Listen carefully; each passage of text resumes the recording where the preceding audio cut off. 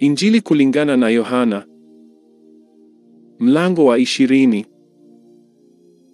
Hata siku ya kwanza ya juma Mariamu Magdalene alikwenda kaburini alfajiri, kungali giza bado, akaliona lile jiwe limeondolewa kaburini. Basi akaenda mbio, akafika kwa Simoni Petro na kwa yule mwanafunzi mwingine ambaye Yesu alimpenda, akawaambia, wamemwondoa Bwana kaburini, wala hatujui walikomweka. Basi Petro akatoka na yule mwanafunzi mwingine, wakashika njia kwenda kaburini.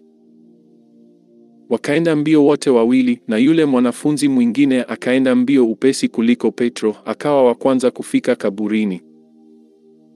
Akainama na kuchungulia, akaona vitambaa vya sanda vimelala, lakini hakuingia. Basi akaja na Simoni Petro, akaingia ndani ya kaburi, akavitazama vitambaa vilivyolala. Na ile leso iliyokuwako kichwani pake haikulala pamoja na vitambaa, bali imezongwa mbali mahali pa peke yake. Basi ndipo alipoingia naye yule mwanafunzi mwingine aliyekuwa wa kwanza wa kufika kaburini, akaona na kuamini. Kwa maana hawajalifahamu bado andiko ya kwamba imempasa kufufuka. Basi wale wanafunzi wakaenda zao tena nyumbani kwao. Lakini Mariamu alikuwa akisimama karibu na kaburi, nje yake analia. Basi akilia hivi, aliinama na kuchungulia ndani ya kaburi. Akaona malaika wawili wenye mavazi meupe wameketi, mmoja kichwani na mmoja miguuni, hapo ulipolazwa mwili wake Yesu. Nao wakamwambia, Mama, unalilia nini? Akawaambia, kwa sababu wamemwondoa Bwana wangu, wala mimi sijui walikomweka. Naye akisha kusema hayo, akageuka nyuma, akamwona Yesu amesimama, asijue ya kuwa ni Yesu. Yesu akamwambia, Mama, unalilia nini? Unamtafuta nani? Naye huku akidhania ya kuwa ni mtunza bustani, akamwambia, Bwana, ikiwa umemchukua wewe, uniambie ulipomweka, nami nitamwondoa. Yesu akamwambia, Mariamu. Yeye akageuka, akamwambia kwa Kiebrania, Raboni, yaani mwalimu wangu.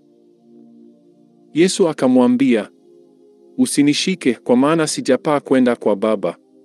Lakini enenda kwa ndugu zangu ukawaambie, ninapaa kwenda kwa Baba yangu naye ni Baba yenu, kwa Mungu wangu naye ni Mungu wenu. Mariamu Magdalene akaenda akawapasha wanafunzi habari ya kwamba nimemwona Bwana na ya kwamba amemwambia hayo.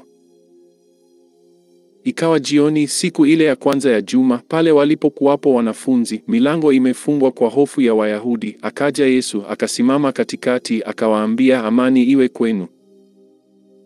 Naye akiisha kusema hayo, akawaonyesha mikono yake na ubavu wake. Basi wale wanafunzi wakafurahi walipomwona Bwana.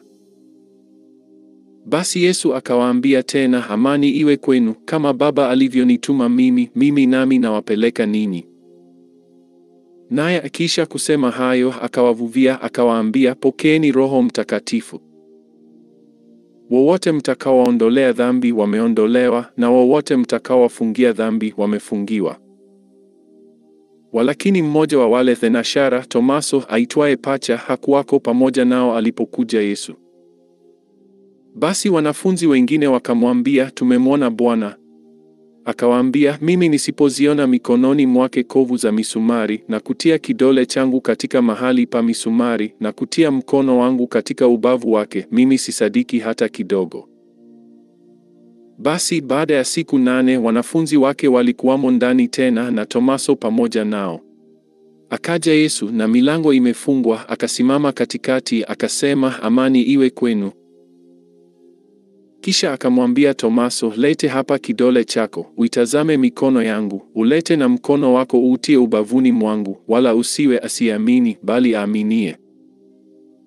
Tomaso akajibu akamwambia, Bwana wangu na Mungu wangu. Yesu akamwambia, wewe kwa kuwa umeniona umesadiki, waheri wale wasioona wakasadiki. Basi kuna ishara nyingine nyingi alizozifanya Yesu mbele ya wanafunzi wake, zisizoandikwa katika kitabu hiki. Lakini hizi zimeandikwa ili mpate kuamini ya kwamba Yesu ndiye Kristo, mwana wa Mungu, na kwa kuamini mwe na uzima kwa jina lake.